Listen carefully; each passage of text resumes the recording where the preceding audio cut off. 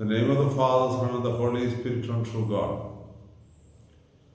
കർത്താവിനാൽ അനുഗ്രഹിക്കപ്പെട്ടവരെ, നമ്മുടെ ഷാഫിറോ, it became a great movement in our church. The word meaning of Shafiro is beautiful. So Shafiro fellowship is the coming together of the beautiful children of God from different parts of the world, either physically or virtually. I still remember the beginning of Shafiro group.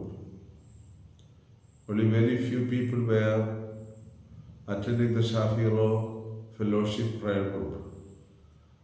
Now I am happy that our people who belong to different countries all over the world are participating in the Shafiro Fellowship, sharing the love of God with each other, especially sharing the love of Christ to the Shafiro children.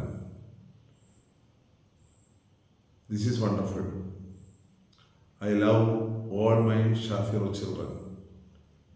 I pray for all of them, whether they are in India or in different parts of the world. May the presence of God be felt by our Shafiro children, so that they can go forward with love, hope, faith, and confidence in God. God bless you all.